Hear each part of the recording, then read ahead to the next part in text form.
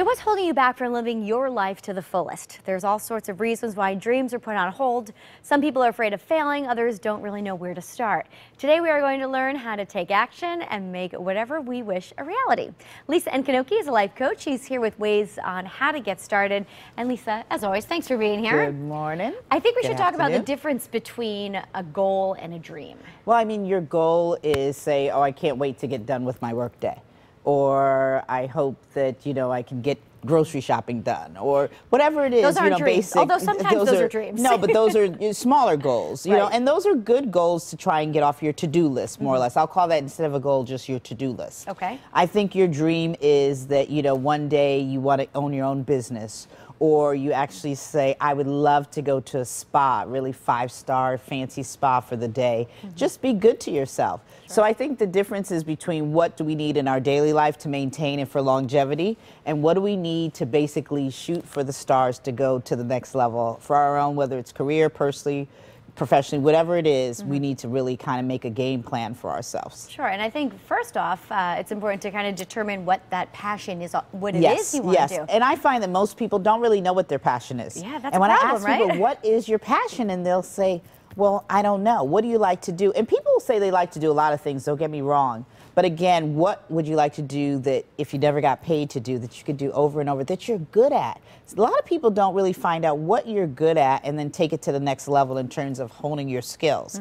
I have a client in particular who, great mom, 4 kids, recently went through some challenges, but I heard a tape of her and said, oh my God, her voice sounded to me like, like really Celine Dion, kind of that level. That's impressive. And everybody started laughing, saying, yeah, right, Lisa. And I took her to a major vocal coach who does Alicia Keys, Mary J. Blige, Adam Levine.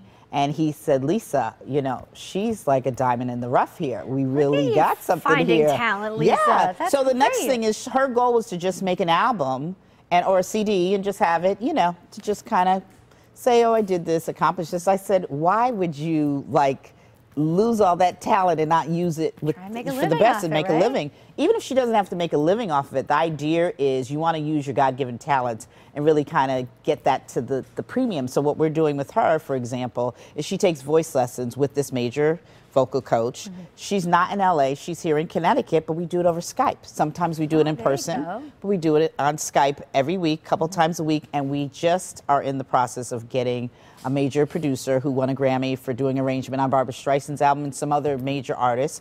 That's a great thing. I mean, to work with a great team of people, you want to always surround yourself with the best people also, if you can. And if you can't, you start small again, but you do your research and your homework of who's the best to be able to maximize your talents, Absolutely.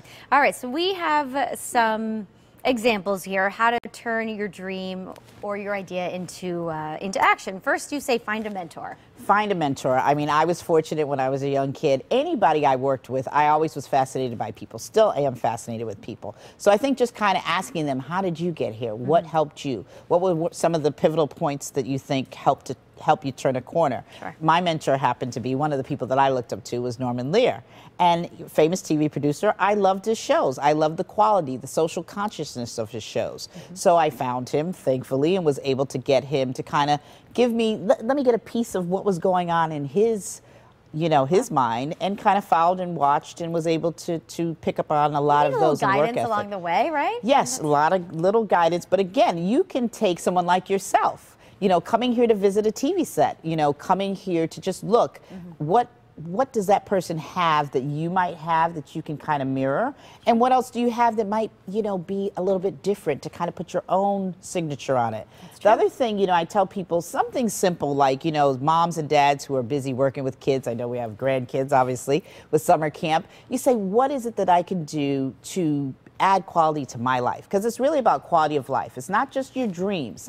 If you don't have the quality of life and the longevity to get to your dreams, we're not going to make it unless we really kind of look at what are the little things that can help to impact our day positively. So whether that's hiring a housekeeper, what are you worth an hour? If you think you're worth $50 an hour, $100 an hour, spend the 50 bucks, listen, right? spend the 50 bucks and get someone to help clean your house. Get a massage therapist. I have my own personal masseuse here who was here with me today. You travel with her. Yes, nice, I mean, she can come to your house for $100, $125 for an hour, hour and a half to just kind of get your mind, get yourself back into action. Start, right? You know, whether it's to add your lashes, you know, we talked about with the dermatologist here, get a little Botox, whatever it is that you think can interject some enthusiasm and greatness into your life, that's part of your dream goal. I think people always start really high. You want to shoot high in terms of your end goal, but you start building on it with little things along the way, your journey. What's your game plan? What's your map to get there? And it's important to have a kind of a realistic time frame.